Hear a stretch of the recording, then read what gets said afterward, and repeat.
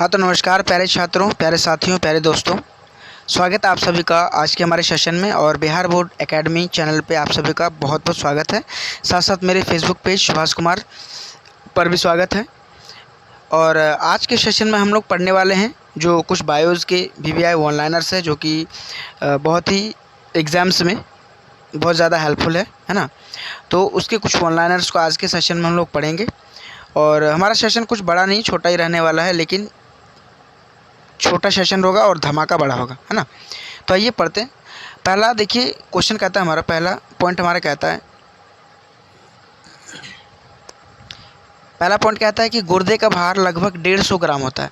हमारे जो शरीर में जो गुर्दा होता है उस गुर्दे का जो वज़न होता है उसका लगभग 150 ग्राम के आसपास उसका वज़न होता है ना।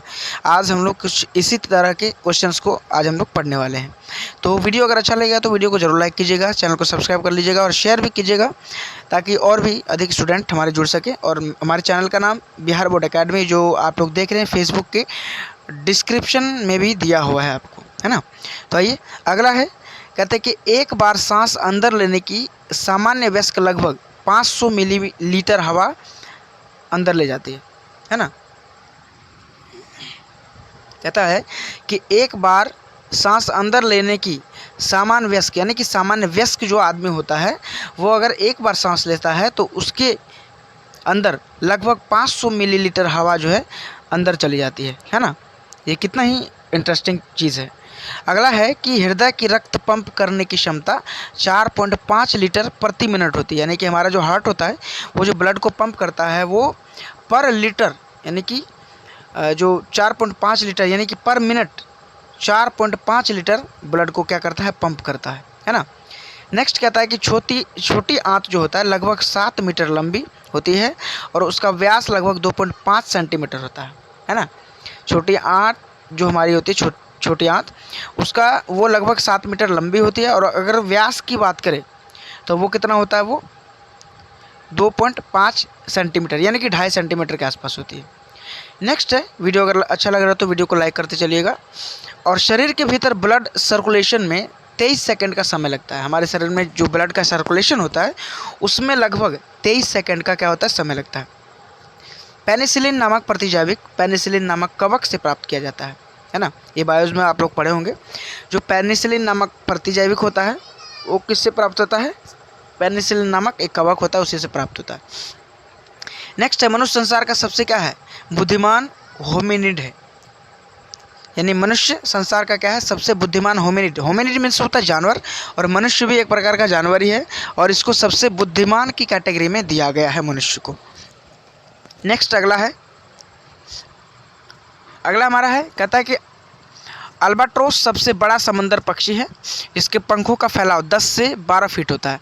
अल्बाट्रोस नाम का एक पक्षी होता है जो कि समुद्री पक्षी होती है ना, और इसका पंख का जो फैलाव होता है लगभग 10 से 12 फीट तक होता है ना।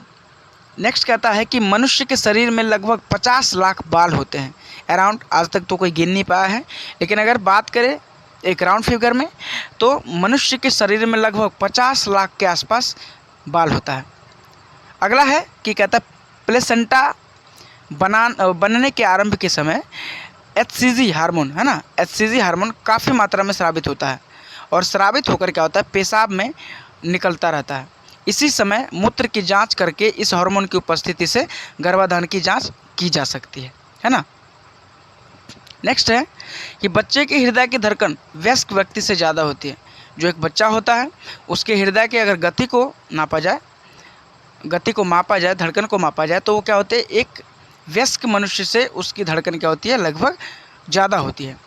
अब अगला है कि एक बार सांस लेने की जो क्रिया 5 सेकंड में अर्थात 2 सेकंड में सांस छोड़ने और 3 सेकंड में सांस लेने की पूरी होती है।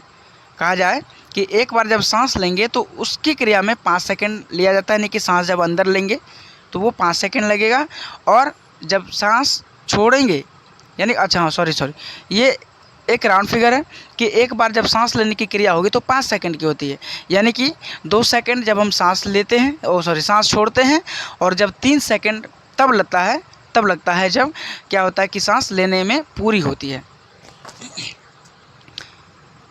अगला कहता है कि मनुष्य के शरीर में खून प्रतिदिन लगभग 350 लीटर ऑक्सीजन शरीर की कोशिकाओं तक पहुंचाता है। मनुष्य की जो शरीर होती है, खून प्रतिदिन लगभग कितना होता है, क्या करता है कि 350 लीटर खून को प्रतिदिन ऑक्सीजन शरीर तक पहुंचाता है, शरीर की कोशिकाओं तक। इसमें 97% ऑक्सीजन हीमोग्लोबिन द्वारा ले जाया जाता है और 3% भाग जो होता है वो संचारण रुधिर प्लाज्मा का होता है ना। नेक्स्ट है, सपनों के अध्ययन को क्या ओनिरियोलॉजी कहा जाता है ना। सपनों की जो अध्ययन होती है, यानी कि जो सपने देखते हैं हम लोग, ड्रीम्स देखते हैं, उसका जो अगर कोई व्यक्ति स्टडी करता है तो उसी को क्या कहा जाएगा, ओनिरियोलॉजी कहा जाता है उसको। मनुष्य के सौंदर्य के अध्ययन को क्या, मनुष्य का सौंदर्य जो होता है इसका भी स्टडी किया जाता है ना। तो मनुष्य के जो सौंदर्य होता है इसके अध्ययन को क्या कहा जाता है, कैलोलॉजी कहा जाता है। इसको कैलोलॉजी कहा जाता है अगर कोई मनुष्य के सौंदर्यता का स्टडी करता है तो। अगला है, जीवन की उत्पत्ति के समय ऑक्सीजन नहीं था।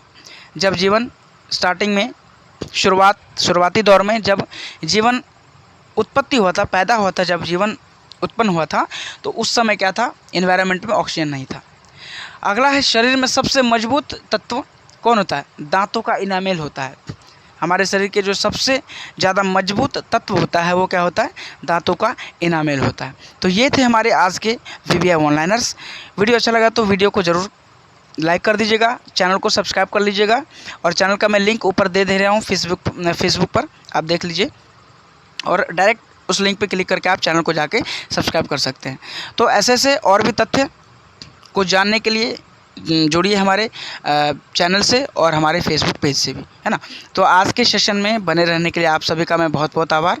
मिलते हैं हम लोग अगले सेशन में, तब तक आज के लिए सेशन में बने रहने के लिए आप सभी दोस्तों का, आप सभी साथियों का, आप सभी छात्रों का बहुत बहुत धन्यवाद।